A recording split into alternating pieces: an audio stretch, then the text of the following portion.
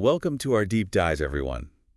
We're going to be exploring the neocortex. Yeah, the neocortex. The part of the brain It does everything. that's responsible for all the cool stuff like language and consciousness and learning And adapt. and adapting. It's going to be like a journey of, whoa, my brain does that Yeah. moments.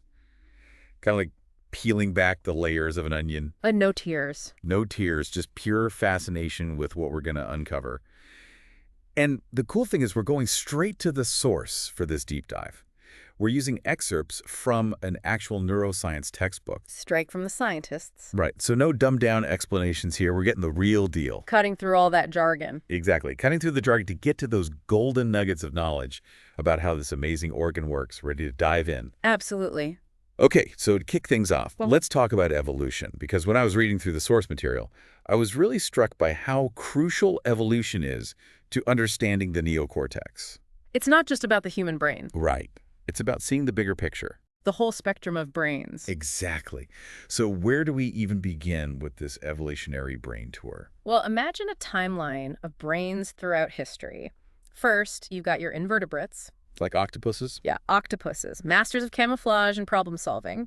But their brains are wired so differently from ours. Right. Totally different structure. And then you've got your non-mammalian vertebrates. Like reptiles and amphibians. Yeah, think lizards and frogs. Their brains have some similarities to ours, but they're missing a key ingredient. The neocortex. You got it. The Yeah. neocortex is like the VIP section of the brain. It's what makes mammals special. Exactly. It's a relatively recent addition to the evolutionary party, and it's a total game changer. So it allows for more complex behaviors, flexibility in thinking, and that ability to adapt to all those curveballs life throws our way. Absolutely. So is it just about size? Like, bigger neocortex equals a smarter animal? That's a great question. Because, like, elephants have massive brains compared to a tiny mouse. Right, right. Well, size does matter to some extent, but the real secret lies in the neocortex's unique structure. So it's not just about having more neurons.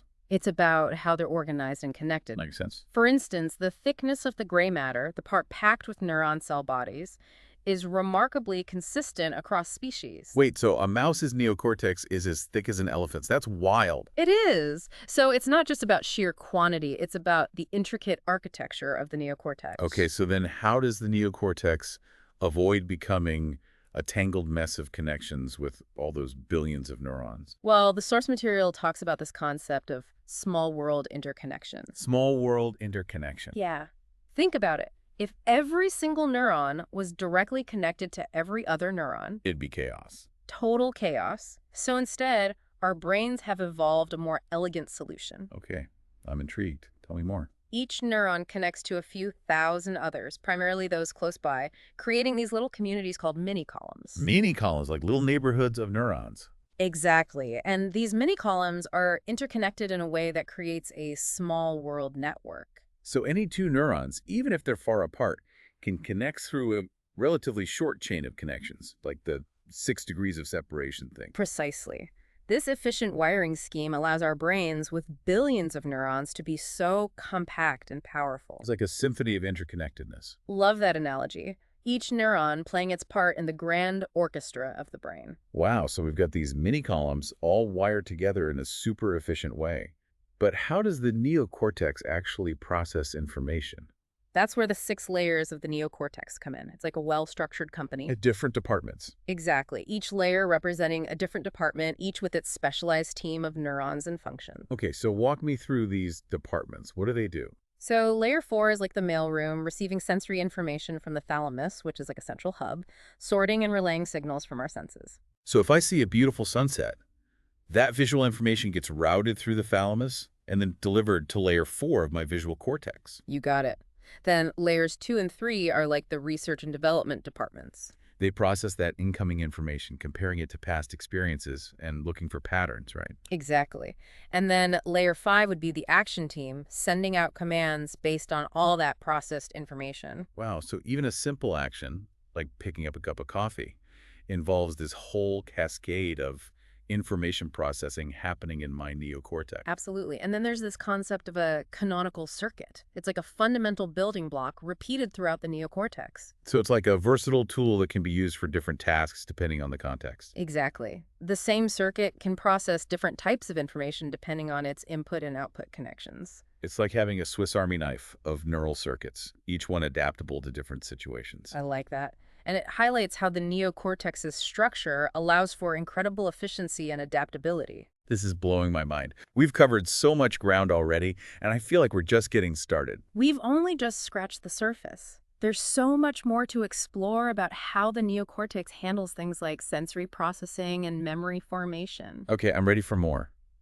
This journey into the neocortex is already exceeding expectations. Let's keep going then. And speaking of processing information, how does the neocortex actually handle all that sensory input that's coming in all the time? You know, it's not like our brains are just cameras passively recording everything. Right. It's more like we're actively constructing our own reality based on how our brains interpret the information. Exactly. And the source material really emphasizes this idea of hierarchical processing. Hierarchical processing. Yeah. So like the primary sensory cortex, like the visual cortex for seeing, gets the initial input. Okay. And then it passes that information on to higher areas for more complex processing. So like a chain of command. Right. With each level adding on more analysis and interpretation. And their feedback loops too, right? Oh, yeah, definitely. So the brain can kind of double check. But those little errors. Yeah, like if something seems a bit off, it can go back and be like, hold on, is this right? Exactly. It's not just a one-way street. It's more like a conversation. Yeah, back and forth between different levels of the neocortex.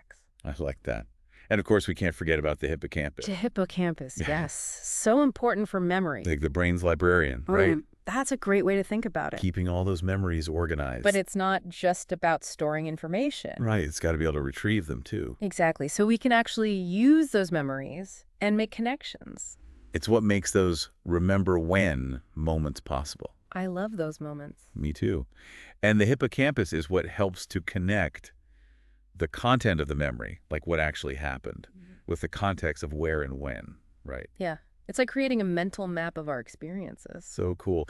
But the neocortex does so much more than just sensory processing and memory. It really does. It's also the center for language. Which is like what makes us human, right? Totally. It allows us to communicate and build societies. And share ideas, tell stories. And even make sense of our place in the world. It's pretty profound when you think about it. It is. So how does the neocortex actually make language happen? Like, what's going on in there? Well, the left hemisphere usually takes the lead when it comes to language. The left side. Interesting. And there are two key areas that we got to talk about. Okay. Wernicke's area and Broca's area. So Wernicke's is for understanding language. Like when we listen or read. And Broca's is for producing language. Speaking and writing. Wow. And damage to either of these areas can cause some serious language impairments. It can. Like Wernicke's aphasia. Where someone's words don't make sense. Right, like their sentences are all jumbled up. Exactly. And then there's Broca's aphasia. Where someone knows what they want to say. But they can't get the words out. It must be so frustrating. It is. And what's really interesting is that damage to these areas can also impact consciousness. Really? So our inner monologue, that constant stream of thoughts, could actually be a big part of what makes us conscious. That's one theory. There's this idea of the left side interpreter. The left side interpreter, what's that? It's like the left hemisphere is constantly trying to create a narrative. A story. Yeah. It's taking information from our senses and memories. And emotions. And trying to weave it all together into a coherent explanation of the world. So it's like our left brain is the storyteller. Always making sense of things, even if it gets things wrong sometimes. That's fascinating. But what about the right hemisphere? Ah, the right brain. That's got to be doing something. It is. It's got its own strengths. It's all about spatial processing and recognizing patterns, understanding the big picture. So the left brain's the detail-oriented analyst, and the right brain is the intuitive artist. I love that. Think of it this way. The left hemisphere might focus on individual trees, analyzing every leaf and branch, while the right hemisphere sees the entire forest. Taking in the whole experience. Yeah. It's less about the details and more about holistic understanding. That makes so much sense. Like when I recognize someone based on their overall presence but can't remember their name. That's your right brain at work. It's picking up on those subtle patterns that our left brain might miss. Exactly. So we've got these two hemispheres, each with their own strengths, working together to create our experience of the world. It's amazing. But how do they communicate with each other? Well, there's this thick bundle of nerve fibers called the corpus callosum. The corpus callosum. Yeah. It connects the two hemispheres, allowing them to share information and work together. It's like a superhighway of communication between the two sides of the brain. I like that analogy. And this communication is so important for everything we do, from language to memory to problem solving. This is all so incredible. But I have to admit, my brain's feeling a little overloaded right now. It's a lot to take in. I know, right? The brain is incredibly complex. And we're just scratching the surface here. But hopefully this deep dive is giving you a better understanding of how amazing the neocortex really is. It definitely is. Yeah. It's like we're uncovering a hidden universe inside our own heads. And who knows what other mysteries we might find as we keep exploring. Okay, I think I need a moment to process all this amazing information. Let's take a quick breather. Yeah, we'll be back soon to wrap up our deep dive into the neocortex. Wow, I needed that. My brain was starting to feel like it was going to short circuit. Yeah, it's a lot to process. There's so much amazing stuff. But it's so cool to think that our brains are constantly adapting and rewiring themselves based on our experiences. That's plasticity in action. And that's what allows us to learn and grow throughout our lives. And recover from setbacks. Exactly. It's like our brains are always evolving, even as adults. It's a pretty amazing concept. It is. And it makes me wonder, what are some of the practical applications of all this knowledge about the neocortex? Oh, there are so many possibilities. Like what? Well, if we understand how the brain works, we can figure out ways to optimize it. To make it work even better. Right. Enhance our cognitive ability. And even create new therapies. For people with neurological disorders. That's incredible. So it's not just about understanding the neocortex for the sake of knowledge. It's about using that knowledge to improve our lives. To make a real difference in the world. Exactly. For example, we can use what we know about language processing to develop better ways to teach foreign languages. Or help people who have speech disorders. And knowing how the hippocampus forms memories could lead to new ways to prevent memory loss as we age. Or even treat diseases like Alzheimer's. The more we learn about the brain, the more potential we have to unlock. It's really inspiring. It is. But I gotta be honest, I'm still stuck on the question of consciousness. It's a big one. Is it really just all these brain regions working together, or is there something more to it? That's the question everyone's trying to answer. It's like the ultimate mystery. But neuroscience is making some incredible progress in understanding how consciousness works. Like what? Well, it seems that consciousness arises from these complex interactions between different brain regions. So it's not just one part of the brain. No, it's a whole orchestra. I like that. The symphony of consciousness. With each brain region playing its part. And just like a symphony can evoke different emotions, consciousness can be so many things. From focused attention to daydreaming. From deep sleep to being wide awake and aware. It's pretty remarkable. It is. It's like all these neural fireworks going off in our heads, creating this experience of being alive and aware of the world. And the fact that we can even think about these things is amazing in itself. It really is. So much to ponder. So much. Well, this has been an absolutely incredible deep dive. I agree. But before we wrap up, I want to leave our listeners with one final thought to chew on. Okay, fire away. We've talked a lot about the left hemisphere and its role as the interpreter, constantly trying to make sense of the world through language. Right, the storyteller. But what about those moments when we experience something that goes beyond words? Like a feeling or a sense of awe that language just can't capture. Those moments are special. They are. Maybe it's the right hemisphere's way of experiencing the world, a world beyond language and logic. The world of intuition and emotion? Exactly. Perhaps it's a reminder that there's more to life than just the stories we tell ourselves.